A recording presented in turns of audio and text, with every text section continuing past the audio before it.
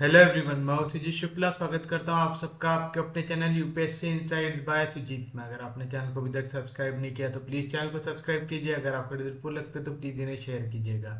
आपके चैनल को सब्सक्राइब करना मोटिवेट करता है कि हम इसी तरीके से आपके लिए क्वालिटी कंटेंट लाते रहे। चलिए बिना टाइम वेस्ट कर देखते हैं हमारा आज का पहला क्वेश्चन। आज हम ऐसा क्वेश्चन देखेंगे जिसमें हमें सेंटर ऑफ ग्रेविटी दी हुई नहीं होंगे, यानी हम डायरेक्टली सेंटर ऑफ ग्रेविटी नहीं निकाल सकेंगे। जैसे हमारे पास अगर कोन होता तो हम कोन की डायरेक्ट सेंटर ऑफ ग्रेविटी निकाल सकते थे।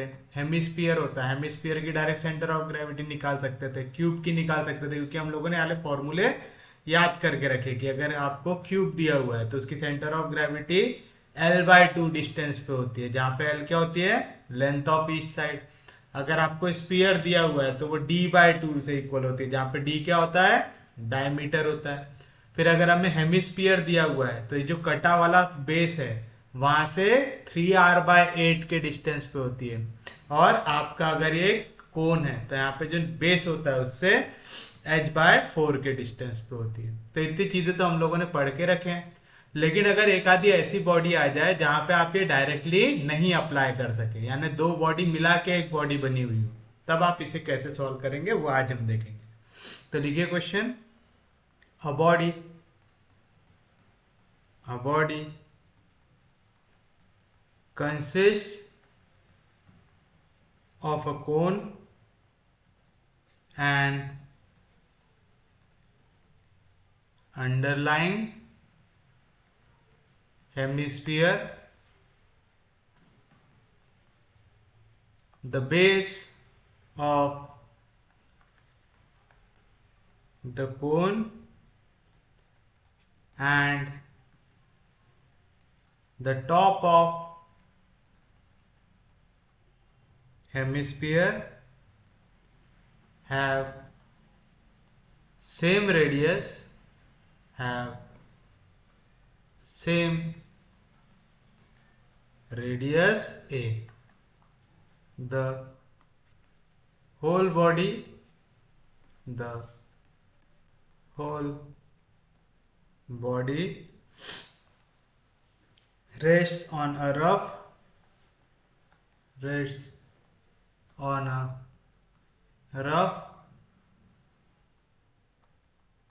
horizontal table with hemisphere in contact with the table, show that the greatest height of the cone, so that the equilibrium may be stable is √3 times A. 15 mark का question है ये आपका। क्या कह रहा है, एक बॉडी है जो दो पार्ट से मिलकर बनी हुई है, एक कोन और दूसरा एक हेमिस्फीयर। तो इस तरीके से है आपका कोन और इस कोन के नीचे है आपका हेमिस्फीयर, और ये पूरी एक बॉडी आपकी ये दोनों को मिला के बनी हुई है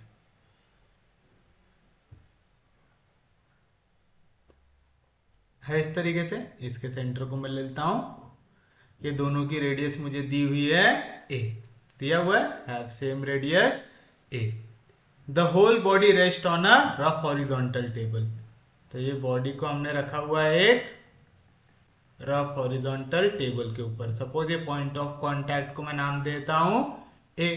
अगर ये बॉडी इक्विलिब्रियम में है तो ये जो है पूरा का पूरा एक स्ट्रेट लाइन में आना चाहिए, आना चाहिए। मैं इसे यहां से लेके यहां तक का डिस्टेंस क्या हो जाएगा, हाइट ऑफ कोन, उसको डिनोट कर देता हूं h से। और यहां से लेके यहां तक का ये क्या हो जाएगा, रेडियस a से इक्वल होगा, क्योंकि ये आपका ऐसा हेमिस्फीयर है, तो हेमिस्फीयर का सेंटर से ये पॉइंट का डिस्टेंस लो, नीचे का डिस्टेंस लो, लेफ्ट का डिस्टेंस लो, सब क्या होता है इक्वल टू रेडियस जो है ए आएगा। तो ऊपर से नीचे तक का डिस्टेंस कितना हो गया, ए हो गया। हो गया, किसी को कोई दिक्कत नहीं, कोई डाउट नहीं यहाँ तक। अब अगर मैं इसे सेपरेटली देखूं तो इस कोन के लिए इसका कुछ ना कुछ सेंटर ऑफ ग्रेविटी होगा और हेमिस्फीयर के लिए कुछ ना कुछ सेंटर ऑफ ग्रेविटी होगा होगा अगर ये बॉडी को मैं सेपरेटली देखता तो कोन वाले पार्ट के लिए सेंटर ऑफ ग्रेविटी मिलता और इस पार्ट के लिए भी सेंटर ऑफ ग्रेविटी मुझे मिलता। मैं टॉप को नाम देता हूं बी, दे देंगे ऐसा। आपको याद है कोन के लिए ये नीचे से कितना डिस्टेंस रहता है h/4 और ये यहाँ पे 3r/8। ये दोनों के दोनों डिस्टेंस कौन से वाले पार्ट से होते हैं, ये बेस से कटे वाले पार्ट से होता है। सबको याद है ये सब फॉर्मूले, ये फॉर्मूले प्लीज थोड़ा सा याद कर लीजिएगा ताकि आपको आगे जाके दिक्कत ना हो। अगर ये आपका हेमिस्फीयर है तो ये वाले पॉइंट से सेंटर ऑफ ग्रेविटी कितने डिस्टेंस पे आता है 3r/8, जहां पे r क्या होता है रेडियस। ये अगर कोन है तो कोन के बेस से अगर आप ऊपर की ओर आएंगे तो सेंटर ऑफ ग्रेविटी आता है, वो कितने डिस्टेंस पे रहता है h/4 के डिस्टेंस पे, जहां पे h क्या होता है हाइट ऑफ कोन होता है। इतनी चीजें याद है सबको। उम्मीद है यहाँ तक किसी को भी कोई दिक्कत नहीं होगी। और क्योंकि ये आपका इक्विलिब्रियम में रहेगा तो ये पूरी की पूरी चीजें एक लाइन में आएंगी, ए G2O G1B ये सब के सब एक लाइन में आएंगे। लेकिन अब मैंने क्या किया, इस कोन और हेमिस्फीयर को जोड़ के एक नई बॉडी बना है ना। अब वो नई बॉडी का जो सेंटर ऑफ ग्रेविटी रहेगा जी, वो भी इस लाइन में आएगा, लेकिन वो कहां पे आएगा ये मुझे अभी पता है क्या नहीं। तो मैं अभी को यहाँ पे जी नहीं ड्रॉ करूंगा क्योंकि जी कितने हाइट पे ये मुझे पता है क्या नहीं, वो मुझे अभी फाइंड आउट करना पड़ेगा। तो जी ये वाले पार्ट में आएगा, ऊपर वाले पार्ट में आएगा, अभी मुझे कुछ भी पता नहीं है, तो मैं अभी को उसको ड्रॉ नहीं कर रहा हूं। ठीक है, असल में हम डायग्राम में बाद में यहाँ पे जी भी दिखाने वाले। जी क्या रहेगा, अब ये नई बॉडी जो कोन और हेमिस्फीयर के मिलने की वजह से बनी है उसका सेंटर ऑफ ग्रेविटी रहेगा। तो चलिए अब इसका सॉल्यूशन लिखते हैं हम। सबसे पहले जो चीज हमें दी हुई है वही चीज हम यहाँ पे मेंशन कर देंगे। हमें दिया हुआ है एक बॉडी में कोन भी है, हेमिस्फीयर भी है, बेस ऑफ कोन और टॉप ऑफ हेमिस्फीयर दोनों की रेडियस सेम है। तो आप सॉल्यूशन लिखेंगे here the base of cone and top of hemisphere have same radius. दोनों की रेडियस कितनी दी हुई है आपको ए, जैसा हमने डायग्राम में यहाँ पे दिखाया हुआ है। ये पूरी की पूरी बॉडी को आपने रखा है रफ हॉरिजॉन्टल टेबल पे रखा है। This body rest on rough horizontal table, on rough horizontal table at point A as shown in figure. किस तरीके से रखी हुई है मैंने लिख दिया कि एज शोन इन फिगर। भाई फिगर देखो आपको समझ में आ जाएगा। उम्मीद है यहां तक किसी को कोई दिक्कत नहीं होंगी। तो as body is in equilibrium, या तो पहले हमें सेंटर ऑफ ग्रेविटी मेंशन करना पड़ेगा। तो G1 be the centre of gravity of cone having height h and G2 be the center of gravity of hemisphere। आ गया यहां तक, किसी को कोई दिक्कत नहीं। ए रेडियस तो हमें दिया हुआ है, हमने ऊपर मेंशन कर दिया, बताने की जरूरत है क्या नहीं। अब ये पूरी कंबाइंड बॉडी का सेंटर ऑफ ग्रेविटी में कैसे डिनोट करूंगा, जी से। G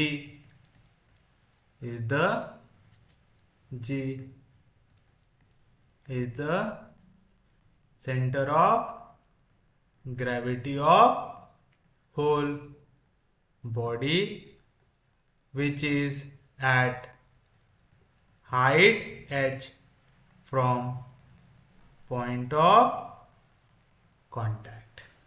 आएगा, पक्के में समझ में आया, किसी को कोई दिक्कत नहीं। मैंने बोल दिया जी, यहाँ पे जहां पे भी होगा वो क्या होगा, इस नई बॉडी का जो एक कोन और हेमिस्फीयर को मिलाने के बाद बनी है उसका सेंटर ऑफ ग्रेविटी रहेगा। बॉडी का है मैं इक्विलिब्रियम में, तो as the body is in equilibrium all the points. अब मैं यहाँ पे गैप छोड़ूंगा, ए और बी के बीच में मैं यहाँ पे गैप छोड़ने वाला हूं। क्यों? मुझे नहीं पता पॉइंट जी कहां पे आने वाला है ना। जी कहां पे आएगा ये मुझे पता है क्या? अभी नहीं।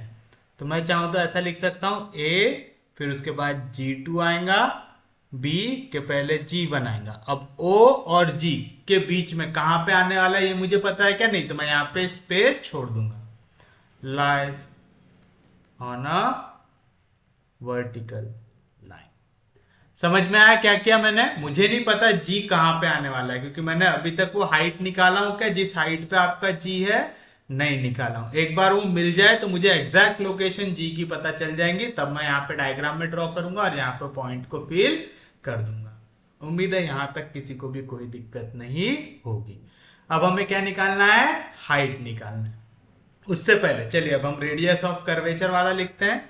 यहां पे अपर बॉडी कौन सी हो गई?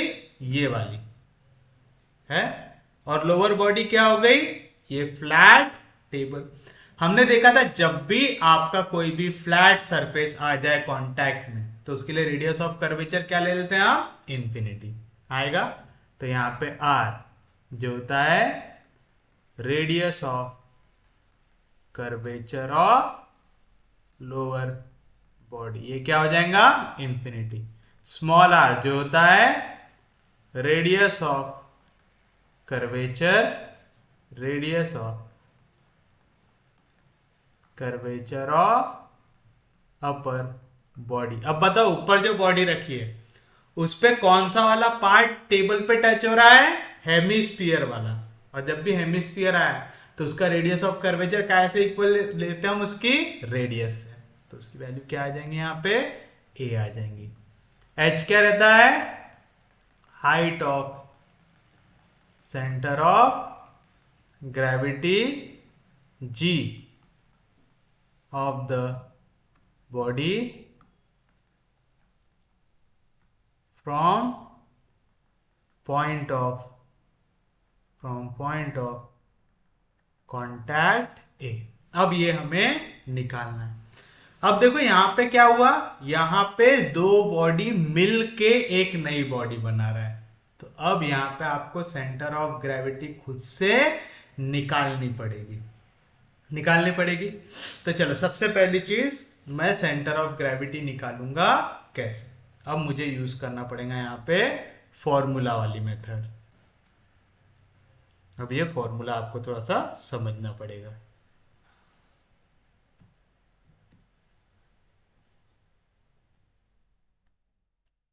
ये हमारी बॉडी है। अब हम लोग यहां पे लगाएंगे फॉर्मूला। तो ये height of centre of gravity क्या आएगा?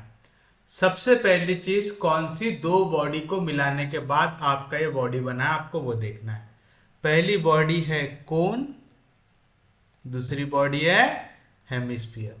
ये दोनों को मिलाने के बाद बॉडी बनी है। तो सीधी सी बात है, कोन वाले पार्ट का कुछ ना कुछ वेट होगा, उसको मैं ले लेता हूं W1। हेमिस्फीयर वाले पार्ट का कुछ ना कुछ वेट होगा, उसको मैं ले लूंगा W2 लूंगा। तो चलिए पहला फॉर्मूला बनेगा W1। अब ये जो W1 वाला कोन है इसको अगर मैं इंडिपेंडेंटली देखूं तो ये कितनी हाइट पे इसकी सेंटर ऑफ ग्रेविटी? इसकी सेंटर ऑफ ग्रेविटी रहती थी G1। तो यहां पे आता था A से लेके G1 तक का डिस्टेंस आएगा G1 आएगा। प्लस हेमिस्फीयर वाले पार्ट की बात करूं तो W2 क्या है? उसका वेट है, तो आ जाएगा W2 इनटू अब आएगा इसका जो आपका हेमिस्फीयर वाला पार्ट है उसकी सेंटर ऑफ ग्रेविटी कितनी दूरी पे है? उसकी सेंटर ऑफ ग्रेविटी है G2, पॉइंट ऑफ कांटेक्ट से कितनी दूरी पे है? G2। और ये वैल्यू डिवाइड हो जाएंगी W1 प्लस W2 से। तो ये फॉर्मूला आपको करना है याद, क्या?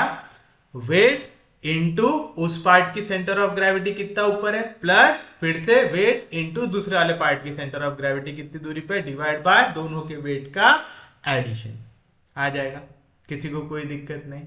कोई डाउट नहीं, उम्मीद है यहां तक सबको समझ में आया होगा। अब मैं आपको इस साइड एक्सप्लेन करते जाऊंगा कि क्या क्या स्टेप्स मैं यहाँ पे लगा रहा हूं। आप आंसर को ज्यादा बड़ा करने नहीं जाएंगे। आपको अगर ऐसा लग रहा है, अभी आप प्रैक्टिस करना, आप देखना कि आप कितनी स्पेस में कितना बड़ा आंसर लिख सकते हैं। उस हिसाब से आप पेपर में एडजस्ट करोगे कि आप कौन सी वैल्यू यहाँ पे डालोगे, कौन सी वैल्यू नहीं डालोगे। ठीक है, तो मैं यहाँ पे पूरा एक्सप्लेनेशन लिख रहा हूँ, मैं एक्सप्लेन पूरा कर रहा हूँ, लेकिन आप पेपर में कितना लिखोगे आप पे डिपेंड करता है। यहाँ पे आप लिखेंगे late W1 be the weight of cone and W2 be the weight of hemisphere. क्या क्या मैंने W1 ले लिया वेट ऑफ कोन, W2 ले लिया वेट ऑफ हेमिस्फीयर, ले लिया यहां तक। किसी को कोई दिक्कत नहीं, कोई डाउट नहीं। चलिए बताइए अब आप इसे कैसे सॉल्व करेंगे। सबसे पहले तो मुझे पता है वेट। वेट क्या होता है, mass into acceleration due to gravity होता है। और मुझे एक चीज पता है, मास। मास क्या होता है, वॉल्यूम इंटू डेंसिटी होता है। वेट क्या होता है, mass into acceleration due to gravity. Mass क्या होता है, वॉल्यूम इंटू डेंसिटी। तो यहां से वेट का फॉर्मूला क्या बन जाएगा, वेट बन जाएगा मास। मास की वॉल्यूम क्या है, volume into density into acceleration due to gravity बनेगा। ऐसा किसी को कोई दिक्कत नहीं। तो चलिए पहले केस में अगर मैं वेट फॉर फर्स्ट बॉडी निकालना चाहूं,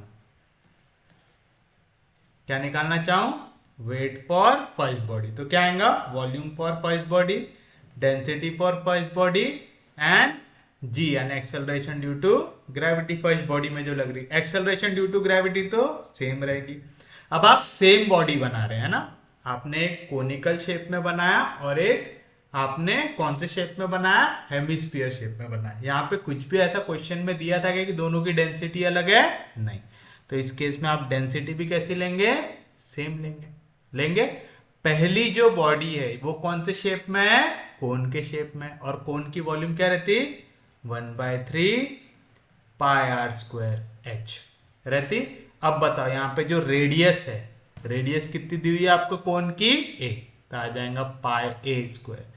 एच हाइट कितनी दी हुई है कोन की, कैपिटल एच, तो आ जाएगा एच रो जी।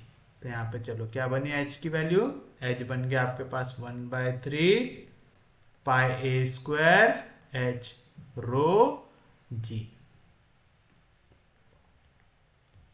आएगा इंटू ए जी1 निकालना है। अब बताओ ए से लेके जी1 तक का डिस्टेंस कितना आएगा, ए से लेके जी1 तक का डिस्टेंस कितना आएगा। पहले हमें ए से जी1 जाने के लिए पहले जाना पड़ेगा ए से लेके ओ तक जाना पड़ेगा, ए से ओ तक, फिर ओ से जी1 तक गए, किसी को कोई दिक्कत नहीं। प्लस अब हम आएंगे हमारी सेकेंड बॉडी पे, वेट ऑफ सेकेंड बॉडी क्या आएगा, volume of second body, density of second body rho H है, एक्सेलरेशन ड्यू टू ग्रेविटी जो सेकेंड बॉडी पे लग रहा है जी है। वॉल्यूम ऑफ सेकेंड बॉडी, देखो सेकेंड बॉडी क्या है, हेमिस्फीयर है। अगर स्फीयर रहता तो फॉर्मूला क्या रहता, 4/3 पाई आर क्यूब, ये होता है वॉल्यूम ऑफ अ स्फीयर। तो जब मैं हेमिस्फीयर लूंगा तो मुझे क्या करना है, आधा स्फीयर लेना है, मतलब 2/3 पाई आर क्यूब, तो आ जाएगा 2/3 पाई, आर की जगह क्या है, ए है, रेडियस तो आएगा पाई ए क्यूब आ गया, और फिर डेंसिटी ग्रेविटी तो आ जाएगा 2/3 पाई ए क्यूब रो जी आ गया। इजी है, आप देख रहे हैं इसमें कुछ भी हार्ड है क्या, नहीं, बस आपको फॉर्मूले अगर याद है तो आप आराम से इस टाइप के क्वेश्चंस को सॉल्व कर सकते हैं। इनटू मुझे काय की वैल्यू चाहिए, ए से लेके G2 तक का डिस्टेंस, ए से लेके G2 तक के लिए मुझे क्या करना पड़ेगा, ए ओ में से ओ G2 को सब्ट्रैक्ट करना पड़ेगा। क्या करना पड़ेगा, मुझे चाहिए ये वाला डिस्टेंस, देखो ए है G2 है O है, तो A से O पहुंचने के लिए मुझे A से G2 प्लस G2 से O जाना पड़ेगा। मुझे चाहिए A G2 की वैल्यू, तो यहाँ पे प्लस इधर गया तो माइनस, तो आ जाएगा AO माइनस G2 O उम्मीद है समझ गया होगा सबको। ये वाला पार्ट आप लोग रफ में नोट करके रख लो ताकि बाद में आपको दिक्कत ना हो। अब मैं इसे मिटा दूं।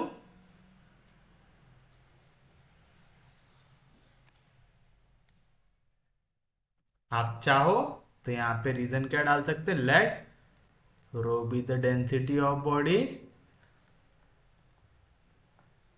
एंड वेट होता है mass into acceleration due to gravity and mass होता है वॉल्यूम इंटू डेंसिटी। ये मेंशन करके रख दो वहां पे, समझा। अब हमें एक चीज तो भूल ही गए, यहाँ पे डिवीजन में क्या है, W1 प्लस W2।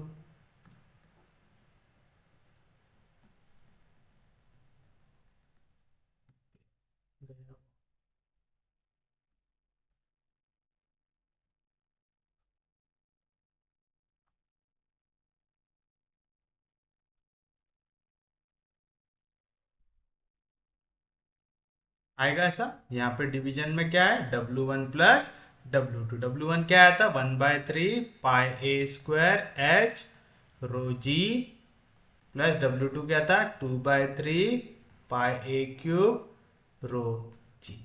आएगा ऐसा। किसी को कोई दिक्कत नहीं है यहाँ तक, कोई डाउट नहीं। उम्मीद है ऐसा आपको यहाँ तक समझ में आ गया होगा, यहाँ तक किसी को भी कोई दिक्कत नहीं होगी। अब ऐसा करते हैं, इसको नए पेज पे ही ले लेते हैं ताकि हमें आगे के जो कैलकुलेशंस है वो अच्छे से समझ में आते जाए। यहाँ पे ना कैलकुलेशंस में गलती होने के चांसेस बहुत ज़्यादा होती है, तो थोड़ा सा ख्याल रखना है आपको।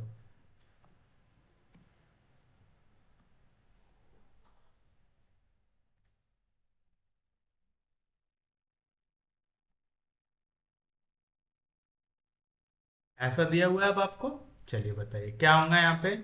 यहाँ पे मुझे डिवीजन में 3 दिख रहा है, यहाँ पे भी डिवीजन में 3 दिख रहा है, यहाँ पे भी पाई दिख रहा है, यहाँ पे भी पाई दिख रहा है, यहाँ पे ए का स्क्वायर दिख रहा है, यहाँ पे ए का क्यूब दिख रहा है, यहाँ पे रोजी दिख रहा है, यहाँ पे रोजी दिख रहा है। कॉमन निकाल लेता हूँ तो क्या क्या बाहर निकला यहाँ से, पाई ए स्क्वायर रोजी डिवाइड बाय 3।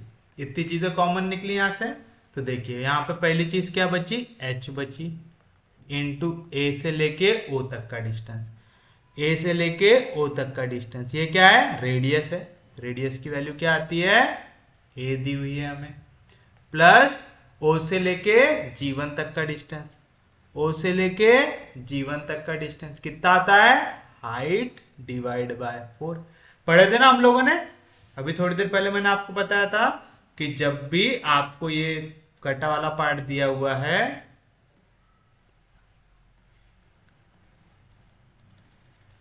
यह है इसका बेस कोण का, यानी कटा वाला पार्ट है, इससे सेंटर ऑफ ग्रेविटी, अगर ये टोटल हाइट है h तो कितनी दूरी पे रहेगा, h/4 की दूरी पे रहेगा। तो ये वैल्यू मिलेंगे आपको यहाँ से। प्लस यहाँ से क्या क्या बचा, 2 बचा था, ए क्यूब बाहर निकला था तो एक ए बचा था। अब चाहिए ए से लेके ओ तक का डिस्टेंस। ए से लेके ओ तक का डिस्टेंस ये कितना रहेगा, पूरी की पूरी रेडियस यानी ए, माइनस G2 से लेके ओ तक का डिस्टेंस देखो ये इस तरीके का है। ये है आपका हेमिस्फीयर। हेमिस्फीयर में हमें क्या याद है, इस जो आपका कटे वाले नींबू का बेस है वहां से सेंटर ऑफ ग्रेविटी कितनी दूरी पे रहता है, 3r/8 की दूरी पे। r के जगह यहाँ पे रेडियस क्या है, a, तो क्या आएगा यहाँ पे -3a/8 की दूरी आएगा। समझा।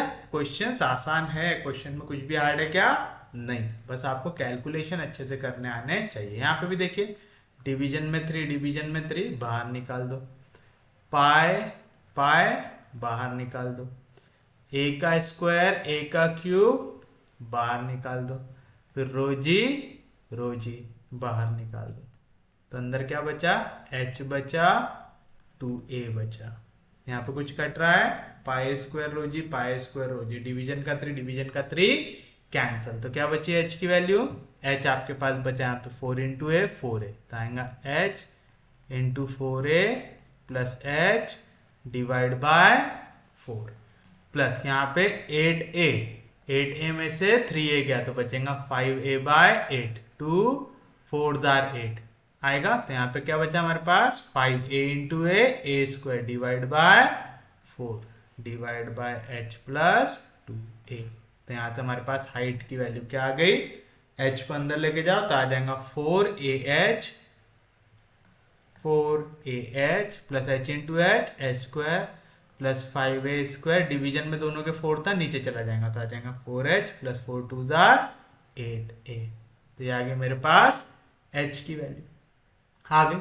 हमें क्या पता है, हमें कह रहा है यहाँ पे कि आपको निकालना है ग्रेटेस्ट हाइट। क्या निकालना है, ग्रेटेस्ट हाइट, कि ये इक्विलिब्रियम स्टेबल हो। स्टेबल इक्विलिब्रियम के लिए हाइट वाले साइड की वैल्यू बड़ी आनी चाहिए। तो for stable equilibrium, for stable equilibrium क्या पता है हमें, 1/h ये बड़ा आना चाहिए 1/r प्लस 1/r से। तो 1/h क्या होगा, इसका रेसिप्रोकल। तो इसका रेसिप्रोकल क्या आ जाएगा, 4h plus 8a divide by 4ah plus h² plus 5a² आएगा।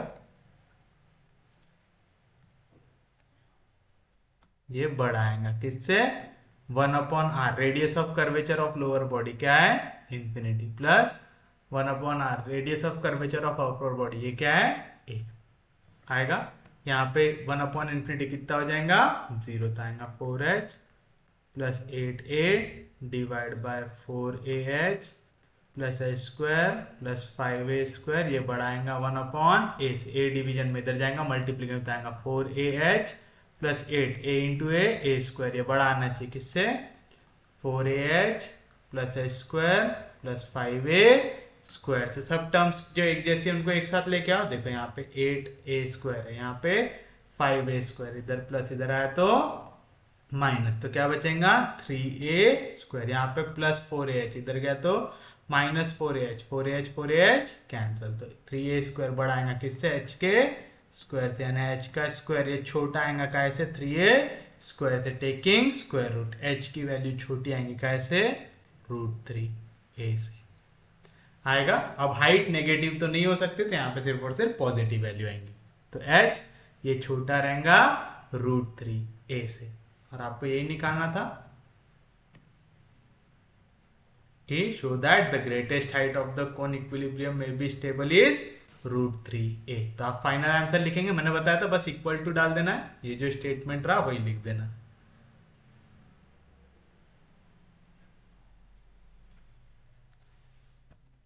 एक बार आपने यहां तक प्रूव कर दिया, फिर आपको कुछ भी टेंशन लेने की जरूरत है क्या, नहीं, पूरा का पूरा आंसर यहाँ पे छाप दीजिएगा। तो आप लिखेंगे hence the greatest height of the cone so that equilibrium may be stable is √3a। तो ये रहेगा आपके लिए आपका फाइनल आंसर। उम्मीद है समझा होगा। ये क्वेश्चन में सिर्फ हार्ड क्या है, आपको फॉर्मूला बनाना है। एक बार अगर आपको फॉर्मूला बनाना आ गया तो इस टाइप का कैसा भी क्वेश्चन पूछे आप उसे आराम से सॉल्व कर सकते हैं। अब एक और टाइप के क्वेश्चन देखते हैं, लेकिन उससे पहले मैं कुछ लिखा रहा हूं वो लिख लीजिए। To determine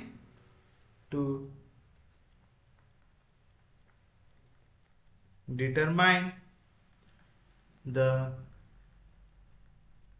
nature of stability, express the height z of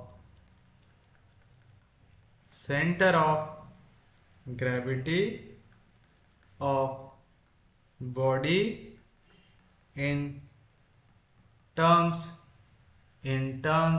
of a variable theta, the position of rest are given by dz by d theta is equals to 0। Suppose इससे आपको थीटा की अलग अलग वैल्यूज मिल जाएंगी, as position of equilibrium. तो first the equilibrium is stable at theta equals to theta 1 if d square z by d theta square is greater than 0 for theta equals to theta 1. Second, the equilibrium is unstable at theta equals to theta 1 if d square z by d theta square is less than 0 for theta equals to theta 1. तो चलिए ये चीज आपको रखना है अब याद। जैसे हम लोग देखते थे ना, हम लोगों ने मैक्सिमम मिनिमम वाली वैल्यू सॉल्व किए थे। हमें कहीं पे भी अगर मैक्सिमा निकालना है, मिनिमा निकालना है, तो सेम टाइप का कंसेप्ट हम फॉर एक्सट्रीम वैल्यूज पहले डेरिवेटिव को कैसे इक्वेट करते थे, जीरो से करते थे। तो हमें यहाँ पे अब सेंटर ऑफ ग्रेविटी को एक्सप्रेस करना है इन टर्म्स ऑफ थीटा। फिर हम z को डिफरेंशिएट करेंगे with respect to theta, equals to 0 लेंगे तो हमें क्या मिलेगा, पोजीशन ऑफ इक्विलिब्रियम मिलेगा। और नेचर ऑफ इक्विलिब्रियम वो स्टेबल है कि अनस्टेबल है, हम कैसे डिसाइड करेंगे, सेकेंड डेरिवेटिव निकाल के। सेकेंड डेरिवेटिव अगर पॉजिटिव है तो स्टेबल, सेकेंड डेरिवेटिव अगर नेगेटिव है तो अनस्टेबल। तो चलिए देखिए एक क्वेश्चन देख लेते हैं जल्दी से। Uniform beam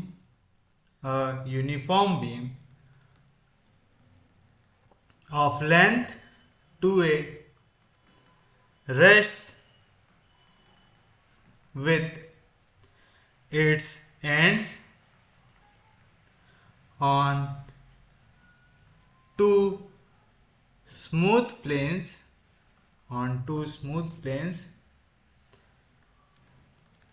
which intersect in a horizontal line if the inclinations of the planes to the horizontal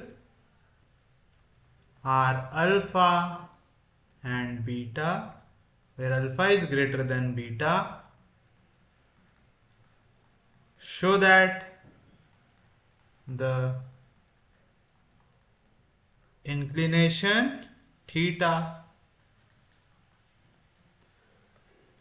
of the beam to the horizontal in one of the equilibrium position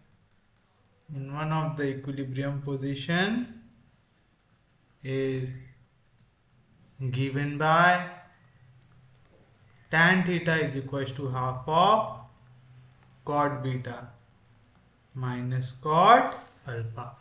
अब देखिए आपको ये क्वेश्चन में करना क्या है, कह रहा है आपका एक यूनिफॉर्म बीम है लेंथ 2a का। तो अज्यूम करो ये वो पेन आपका बीम है जिसकी लेंथ है 2a। ये रेस्ट कर रहा है दो स्मूथ प्लेन्स पे जो इंटरसेक्ट कर रहे हैं इन अ हॉरिजॉन्टल लाइन। ये है आपके दो प्लेन, ये देखिए जहां पे भी दो प्लेन आके मिलते हैं, आपकी दो दीवारें जहां पे आके इंटरसेक्ट हो रही होंगी, वहां पे आपको एक लाइन बनती हुई दिख रही होंगी। तो याद रखिएगा जब भी दो प्लेन मिलेंगे क्या बनेंगे, एक लाइन। तो ये दो प्लेन है जो इंटरसेक्ट होके क्या बना रहे हैं, लाइन। और इनके ऊपर आपका ये पेन इस तरीके से रखा हुआ है तो ये रेस्ट कर रहा है इस प्लेन के ऊपर, कर रहा है ऐसा। फिर क्या कह रहा है, if the inclination of the plane which intersect in a horizontal line, if the inclination of the plane to the horizontal are alpha and beta, show that the inclination theta of the beam to the horizontal is in one of the equilibrium position is given by tan theta is equal to half of cot alpha minus cot beta minus cot alpha। अब आप इसे कैसे imagine कीजिए, आप आपके room में नीचे table पे ऐसा आपके कॉपी को ऐसा ओपन करके ऐसा रखिए, रख दिए।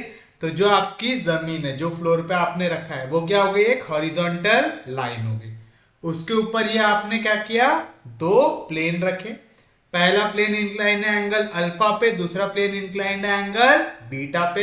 इसके ऊपर रेस्ट कर रहा है आपका पेन। ये पेन हॉरिजॉन्टल के साथ कितना एंगल बना रहा है, थीटा। तो आपको कह रहा है यहां पे आपको tan थीटा की value half of cot beta minus cot alpha आती है, ये प्रूव करना है। अभी जैसा हमने 3D में इमेजिन किया वैसा हम डायग्राम बनाते हैं। ये दो प्लेन है, मैं प्लेन को स्ट्रेट लाइन से ही दिखा रहा हूं, ठीक है, ताकि हमारा डायग्राम ज्यादा कॉम्प्लिकेट ना हो। तो ये हमारे दो प्लेन,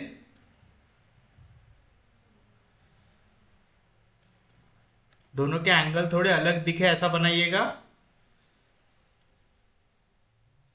ये है आपकी हॉरिजॉन्टल लाइन, ये हो गया आपके लिए ओ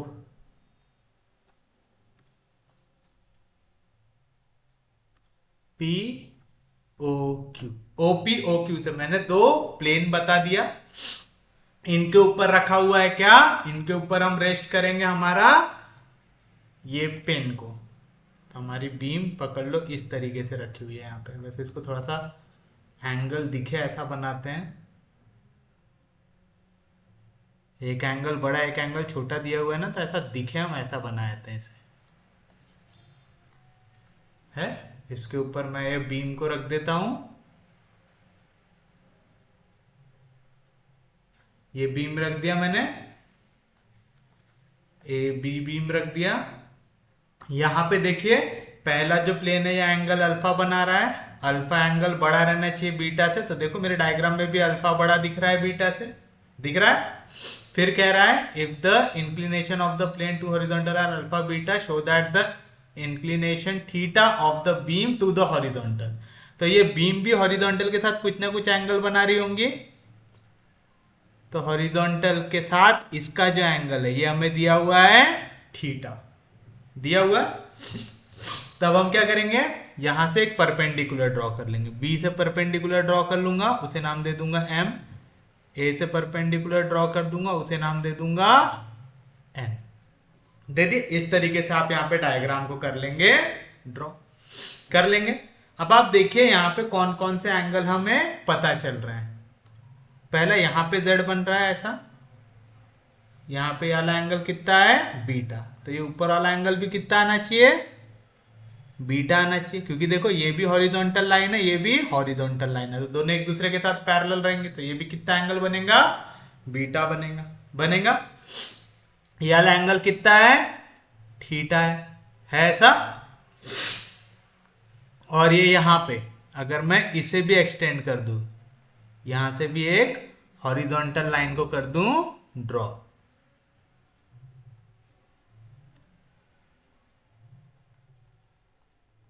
हॉरिजॉन्टल लाइन है। तो यहां पे फिर से क्या बन रहा है, z बन रहा है। तो अगर ये वाला एंगल अल्फा है तो यहाँ पे भी z बनाने वाला एंगल क्या रहेगा, अल्फा।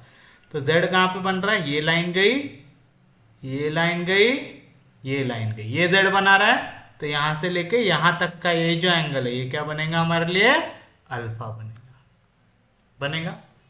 कैसे निकाले समझा यहां तक, यहां तक किसी को भी कोई दिक्कत होनी नहीं चाहिए। उसके बाद हम और कोई एंगल निकाल सकते हैं क्या, यहाँ पे ये ए बी के हिसाब से वाला एंगल कितना बनेगा। यहाँ पे एक और z बन रहा है, देखिए कुछ इस तरीके का। मैं डायग्राम में ही बनाता हूँ क्योंकि हम डायग्राम से तो बाद में मिटा ही सकते हैं। ये यहां से ऐसा आया, इधर से ऐसा गया, इधर से ऐसा गया। z पे जो भी एंगल बनते हैं कौन से बनते हैं, अल्टरनेटिंग एंगल। तो अगर ये वाला एंगल थीटा है तो ये जो यहां से लेके यहां तक का एंगल रहेगा ये भी कितना रहेगा, थीटा रहेगा, रहेगा। अब देखिए आपको ये पूरा एंगल दिया हुआ है अल्फा, उसमें से ये ऊपर वाला पार्ट है थीटा।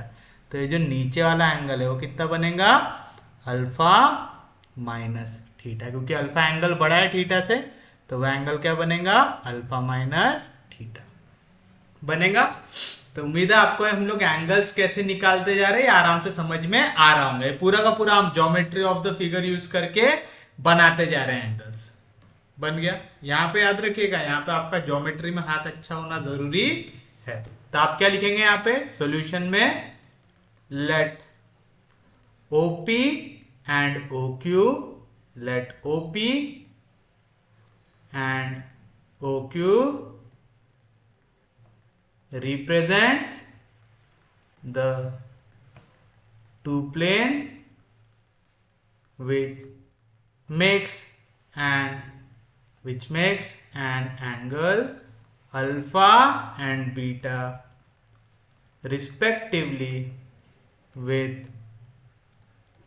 हॉरिजॉन्टल का नाम क्या दिख रहा है हमें, MON आ रहा है ऐसा। फिर उसके बाद AB be the beam of length 2A and G be its center of gravity। तो ये अगर आपका बीम है तो यहाँ पे जो G रहेगा वो क्या रहेगा, इसका सेंटर ऑफ ग्रेविटी रहेगा। और ये सेंटर ऑफ ग्रेविटी को मैं ज्वाइन कर दूंगा O से, याद रखिएगा O और ये सेंटर ऑफ ग्रेविटी ये एक सिंगल लाइन में आएगा, क्योंकि ये प्लेन के ऊपर रखा हुआ है वो, तो इसका centre of gravity in line आएगा किसके साथ, O के साथ आएगा, तभी ये काय में आएगा, इक्विलिब्रियम में आएगा। समझ में आया पक्के में, इजी है यहां तक। फिर उसके बाद आप क्या करेंगे, draw BM perpendicular to MN and AN perpendicular to MN। यानी मैंने क्या किया, मैं बता रहा हूं कि मैंने हॉरिजॉन्टल पे परपेंडिकुलर को ड्रॉ किया हूं। उम्मीद है समझाऊंगा, यहां तक किसी को भी कोई भी दिक्कत होनी नहीं चाहिए, यहां तक सबको समझ में आना चाहिए। अब ये जो सेंटर ऑफ ग्रेविटी है इसकी हाइट मैं ले लूंगा Z, तो आप लेंगे late Z be the height of center of gravity of beam A। आगे किसी को भी कोई दिक्कत नहीं आता, मैं चाहूं तो सेंटर ऑफ ग्रेविटी को नाम भी दे सकता हूं क्या, G। उम्मीद है यहां तक किसी को भी कोई भी दिक्कत नहीं होगी, यहां तक सबको समझ में आ गया होगा। अब आप देखिए यहाँ पे अगर आप डायग्राम को अच्छे से देखें तो मुझे यहाँ पे डायग्राम में कुछ दिख रहा है क्या, मैं ऐसा करता हूं डायग्राम को लेके चलता हूं नेक्स्ट पेज पे, ज्यादा कचरा नहीं करेंगे हम एक एक जगह पे, क्योंकि वाले क्वेश्चन थोड़े से ट्रिकी होते हैं समझने के लिए, तो हम एक एक जगह पे एक एक चीज को समझेंगे। इसे अगर मैं गौर से देखूं, क्या है, ABMN, ये क्या दिख रहा है आपको, एक ट्रेपेजियम दिख रहा है, ट्रेपेजियम का मिड पॉइंट आपको दिख रहा है जी, दिख रहा है। तो यहां से जैसे आप ये नीचे की ओर लाइन ड्रॉ करेंगे, ये भी इसका क्या बनाएगा, मिड पॉइंट बनाएगा, तो ओ भी क्या रहेगा, इसका मिड पॉइंट रहेगा। और अगर आप लोगों को याद हो कि जो ट्रेपेजियम में हमने पढ़ा था कि O से लेके G तक का distance, line joining the mid point which is parallel to the two parallel sides of a trapezium, उसकी लेंथ होती है half of sum of two side, तो आएगा half of BM plus AN आएगा। तो आप यहाँ पे रीजन डाल सकते हैं, इन ट्रेपेजियम ABMN,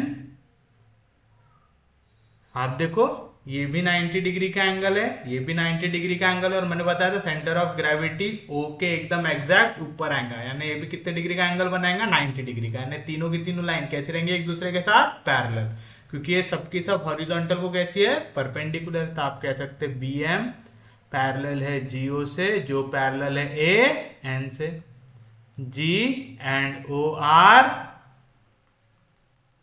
मिड पॉइंट्स, या तो G इज मिड पॉइंट लिख दो सिर्फ, G is mid point, G is mid point of segment AB। तो देयरफॉर आप ये वाला रीजन डाल सकते हैं, कौन सा, कि आपका G से लेके O तक, यानी O G की जितनी लेंथ रहेंगे वो रहेंगे half of this parallel side की लेंथ का सम।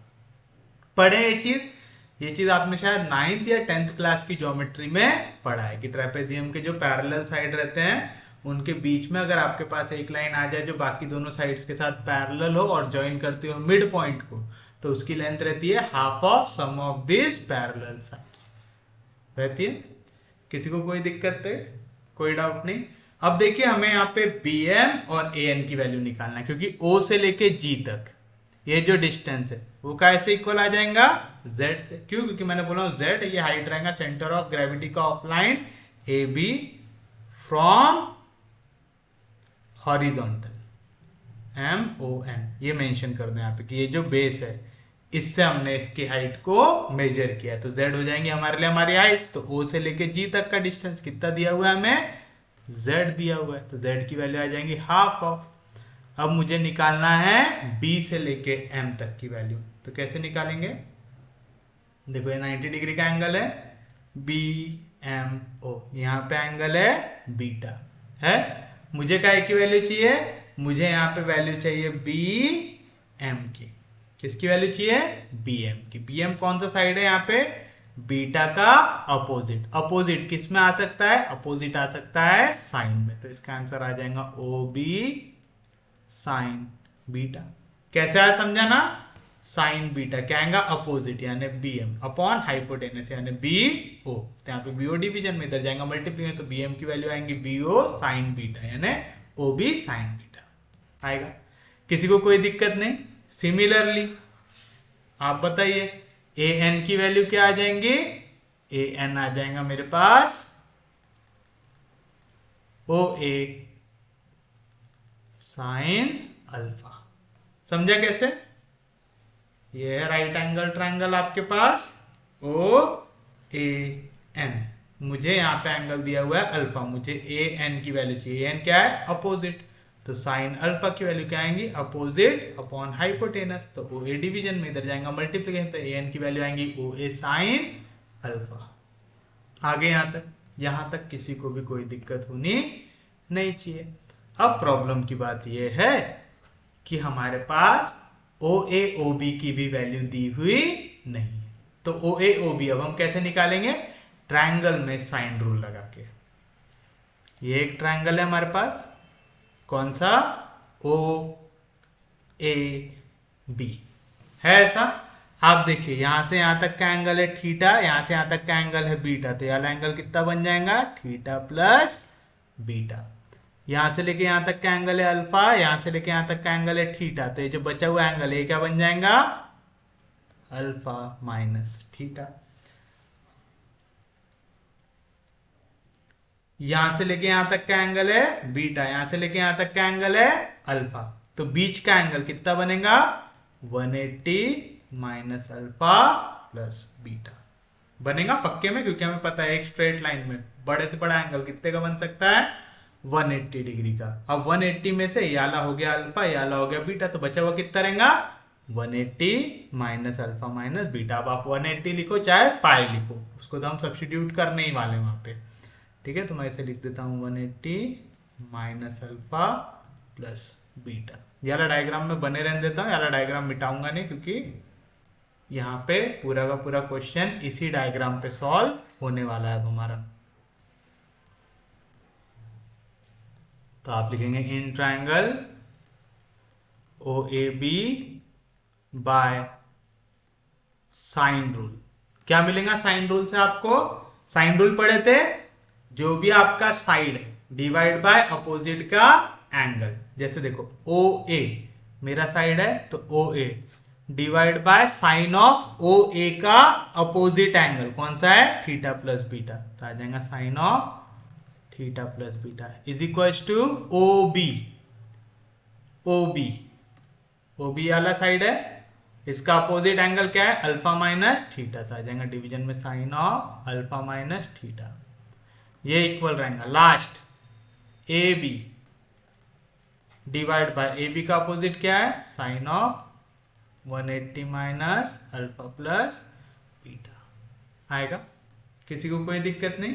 तो क्या मिला है ऐसा आपको? O A divide by sine of theta plus beta is equal to O B divide by sine of theta minus alpha, ये आ जाएगा is equal to A B upon sine 180 minus theta पहले तो याद होगा आपको, साइन में जब भी 180 आए यानी पाई आए तो साइन के जगह साइन ही आता है, तो आगे साइन अल्फा प्लस बीटा आएगा। फिर उसके बाद 180 में से थीटा सब्ट्रैक्ट हुआ, तो हमें पता है एक्स एक्सिस होती है कॉस की, वाई एक्सिस होती है साइन, कितने हो गया 0 90 180, 180 में से थीटा सब्ट्रैक्ट करूंगा तो ये वाले क्वाड्रेंट में रहूंगे, ये वाले क्वाड्रेंट में आपका साइन कैसा है पॉजिटिव, साइन नेगेटिव नीचे के दो क्वाड्रेंट में होता है, तो यहाँ पे सिर्फ और सिर्फ वैल्यू क्या आएंगी साइन थीटा आएंगी। रीजन क्या डालेंगे आप, सिंस साइन 180 माइनस थीटा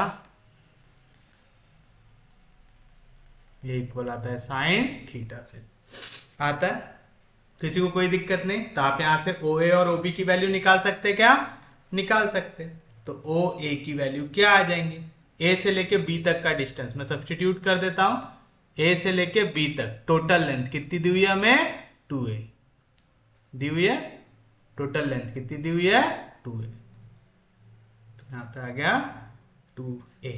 तो बताओ ओ ए की वैल्यू क्या आएंगी, यहाँ पे sign theta plus beta division में, इधर जाएगा मल्टीप्लीकेशन में, पहला और आखिरी रेशियो देख रहा हूं तो क्या मिलेगा 2a sine theta plus beta divide by sine alpha plus beta and O B क्या आएगा, यहाँ पे साइन डिवीजन में इधर जाएगा तो मल्टीप्लीकेशन में आएगा 2a sine alpha minus theta divide by sine alpha plus beta, equation number 2। तो फ्रॉम इक्वेशन 1 एंड 2 दोनों को क्या कर दो सब्स्टिट्यूट कर दो, फ्रॉम 1 एंड 2 समझाना क्या किया, पहले आपने ये वाला रेशियो इक्वल है ये वाले रेशियो से लिया, सेकेंड केस में ये वाला रेशियो इक्वल टू ये वाला रेशियो लिया और सॉल्व किया। तो बताओ z की वैल्यू क्या आ जाएंगी, z आ जाएंगे आपके पास यहां से 1 अपॉन ओ बी की वैल्यू क्या है यहाँ पे 2a sine alpha minus theta divide by sine alpha plus beta into sine beta plus O A की वैल्यू क्या है 2a sine theta plus beta divide by sine alpha plus beta into sine alpha आएगा। यहां से 2 को निकाल लो common, 2 हो जाएगा कैंसल, ऊपर से और कुछ कॉमन निकल रहा है क्या, नहीं बस a निकल रहा है, तो z की वैल्यू क्या आ जाएंगी a इंटू यहां से 2 कट गया और a बाहर निकल गया, तो क्या बचा अंदर sign alpha minus theta divide by sine alpha plus beta into sine beta plus sine theta plus beta divide by sine alpha plus beta into sine alpha आएगा। यहां तक किसी को भी कोई भी दिक्कत होनी नहीं चाहिए। अब देखो मैंने z को एक्सप्रेस कर लिया इन टर्म्स ऑफ थीटा, तो अगर मुझे इक्विलिब्रियम पोजीशन निकालना है तो मुझे इसे डिफरेंशिएट करना पड़ेगा विद रिस्पेक्ट टू थीटा, तो डिफरेंशिएट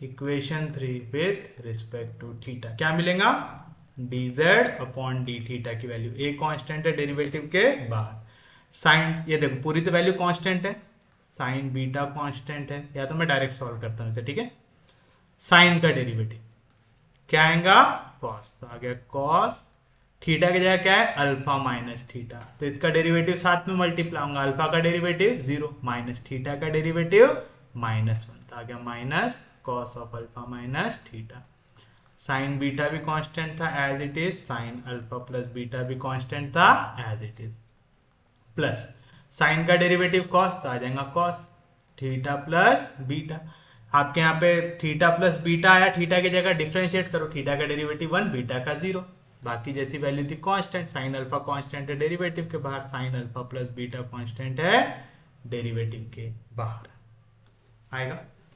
किसी को कोई दिक्कत नहीं, कोई डाउट नहीं, उम्मीद है कैसे निकाल रहा है सबको समझ रहा होगा, यहां तक किसी को भी कोई दिक्कत आ रही नहीं होगी। उसके बाद देखिए हमें पता है फॉर इक्विलिब्रियम पोजीशन, फॉर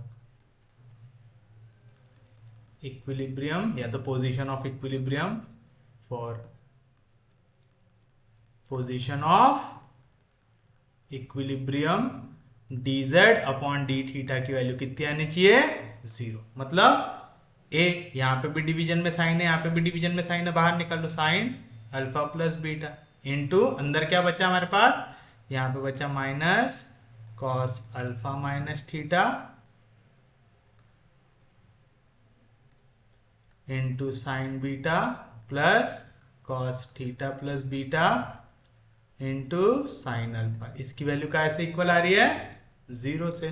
अब देखो ए कांस्टेंट है, लेंथ 0 नहीं हो सकती, sign alpha plus beta angle है यहाँ पे डिवीजन में इधर जाएगा मल्टीप्लीकेशन तो पूरा 0 हो जाएगा। तो यहाँ पे क्या बचा आपके पास, यहाँ पे आपके पास ये वैल्यू बची जिसका आंसर 0 आ सकता है। मतलब क्या, minus cos alpha minus theta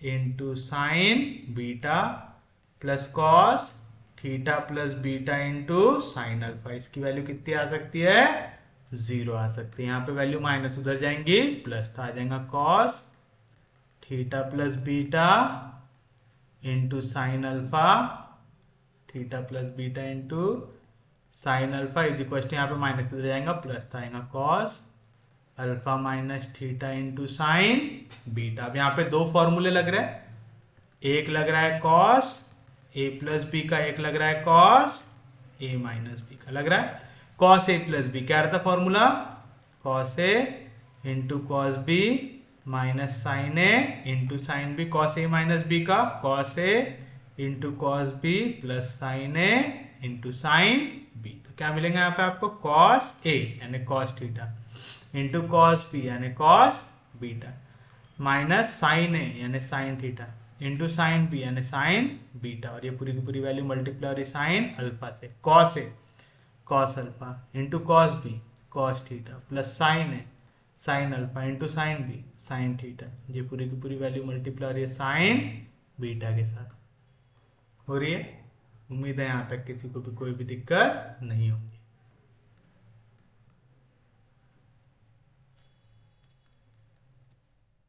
चलिए ब्रैकेट को ओपन कर दीजिए, साइन अल्फा को अंदर लेके जाइए तो क्या मिलेगा आपको, sine alpha cos theta cos beta minus sine alpha sine theta sine beta is equal to cos alpha cos theta sine beta plus sine alpha sine theta sine beta. अब देखो यहाँ पे ये दोनों वैल्यू सेम दिख रही मुझे, इधर माइनस में इधर जाएंगे तो प्लस में, तो इसको इस साइड धकेल देता हूं। तो यहाँ पे क्या आएगा, sine alpha cot theta cos beta, यहाँ पे प्लस इधर आएगा minus cos alpha cos theta sine beta, यहाँ पे वैल्यू माइनस इधर जाएगा प्लस, तो sine alpha sine theta sine beta दो बार ऐड हो जाएगा तो आएगा 2 times sine alpha sine theta sine beta. हमें क्या का आंसर चाहिए, हमें चाहिए आंसर tan थीटा का। तो tan बनाने के लिए हमें क्या लगेगा, साइन बाय कॉस लगेगा। तो देखिए यहाँ पे साइन है, मुझे कॉस चाहिए, तो चलिए यहाँ से मैं क्या कर देता हूँ, ये पूरी वैल्यू को इधर डिवीजन में डाल देता हूँ और यहाँ से कॉस को कॉमन निकाल लेता हूँ। ठीक है, तो यहाँ से कॉस थीटे को कॉमन निकाल लेंगे तो यहाँ पे क्या बचेगा, sign alpha cos beta minus cos alpha sign beta. यहाँ पे वाली वैल्यू मल्टीप्लीकेशन में इधर आएंगे डिवीजन में, पहले 2 मल्टीप्लीकेशन में इधर आएगा डिवीजन, और ये पूरी वैल्यू डिवाइड हो जाएंगे कैसे, साइन अल्फा साइन बीटा से हो जाएंगे, और ये वैल्यू क्या आ गई साइन थीटा की। तो यहाँ पे कॉस मल्टीप्लीकेशन में इधर जाएगा डिवीजन में, साइन बाय कॉस क्या बन जाएगा tan थीटा। यहाँ पे 1/2 बचा, पहले वाले केस में साइन साइन कैंसिल, तो cos beta by sine beta क्या बनेगा, कॉट बीटा बनेगा माइनस, यहाँ पे साइन बीटा कैंसिल, तो cos alpha minus sine alpha क्या बनेगा, कॉट अल्फा। और अगर आपको याद हो, आपको यही प्रूव करना था, तो देयरफॉर tan थीटा की वैल्यू आ रही है half of cot beta minus cot alpha. tan theta आ गया half of cot beta minus cot alpha. ये है एक इक्विलिब्रियम पोजीशन आ गया। हमें यहाँ पे पूछा नहीं है कि इस इक्विलिब्रियम पोजीशन में वो स्टेबल रहेगा कि अनस्टेबल रहेगा, हम चाहे तो निकाल सकते हैं। ठीक है, यहाँ पे क्वेश्चन में पूछा नहीं है, मैं फिर से बता रहा हूँ क्वेश्चन में पूछा हुआ नहीं है, लेकिन हम निकाल के बताते हैं। पूछा है क्या वैसे कहीं पे? A uniform beam length is the inclination of the plane horizontal, show that the inclination of the beam to the horizontal in one of the equilibrium position is given by। हमसे पूछा नहीं है लेकिन हम निकाल के बताते ताकि अगर आपको पेपर में पूछ ले तो आपको आना चाहिए। अब नेचर ऑफ इक्विलिब्रियम निकालने के लिए हम लोग क्या करते हैं, इसे फिर से डिफरेंशिएट करते हैं और देखते हैं वैल्यू नेगेटिव आती है कि पॉजिटिव आती है। तो आप फिर से लिखेंगे differentiate equation for with respect to theta, तो क्या मिलेगा d square Z by D theta square is equal to A जैसा था वैसा। देखो माइनस कॉस का डेरिवेटिव माइनस साइन और माइनस थीटा का डेरिवेटिव -1, तो माइनस इंटू माइनस हो जाएगा प्लस, तो आ जाएगा sign alpha minus theta into sine beta divide by sine alpha plus beta plus cos का डेरिवेटिव माइनस साइन, तो आ जाएगा minus sign theta plus beta और फिर थीटा का डेरिवेटिव 1, तो कुछ भी चेंज नहीं होगा, sign alpha divide by sine alpha plus beta. उम्मीद है समझा होगा मैंने यहाँ पे क्या किया, सबको क्या किया मैंने यहाँ पे, देखो माइनस साइन जैसा था वैसा, कॉस का डेरिवेटिव माइनस साइन और फिर अल्फा माइनस थीटा का डेरिवेटिव -1, तो माइनस इंटू माइनस प्लस और ये माइनस जैसा था वैसा का वैसा आ गया।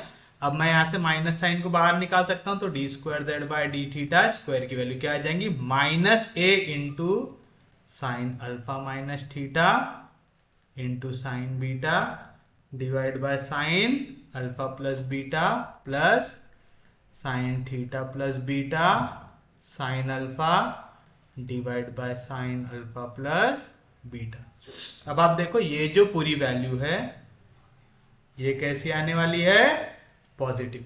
क्यों? आप पूरे डायग्राम देख लो, हमने जो डायग्राम बना हमें क्लियरली दिख रहा है यहाँ पे कि ये जो एंगल है, यहाँ पे आप एंगल दिख रहा है अल्फा ये हो गया, बीटा ये हो गया, तो अल्फा प्लस बीटा मिलके भी 180 डिग्री बना पा रहे क्या? नहीं। और मैंने आपको शुरुआत में बताया था ऊपर के दो क्वाड्रेंट में साइन कैसा होता है, पॉजिटिव होता है। तो साइन की वैल्यू जब तक इन ऊपर के दो क्वाड्रेंट में है 0 से लेके 180 के बीच में, तो साइन की वैल्यू क्या रहने वाली है, पॉजिटिव रहने वाली है ना। अगर पाई से बड़ी वैल्यू होती या तो कोई नेगेटिव वैल्यू होती तब ये आ सकता था नेगेटिव। यहाँ पे जितने एंगल है सबके सब, चाहे आप अल्फा प्लस बीटा ले लो, अल्फा माइनस थीटा ले लो, थीटा प्लस बीटा ले लो, सबके सब कैसे एंगल है, पॉजिटिव। अल्फा माइनस थीटा भी पॉजिटिव है। क्यों? ये देखो अल्फा माइनस थीटा यहाँ पे एंगल बन रहा है अल्फा ये बड़ा वाला एंगल था और थीटा ये छोटा वाला एंगल था, तो अल्फा माइनस थीटा भी एक पॉजिटिव एंगल बन रहा है, लेकिन कोई भी एंगल 180 डिग्री से बड़ा नहीं बन रहा है। तो आप चाहो तो यहाँ पे ये चीज लिख भी सकते हो, as all angles inside sine are positive and less than 180, hence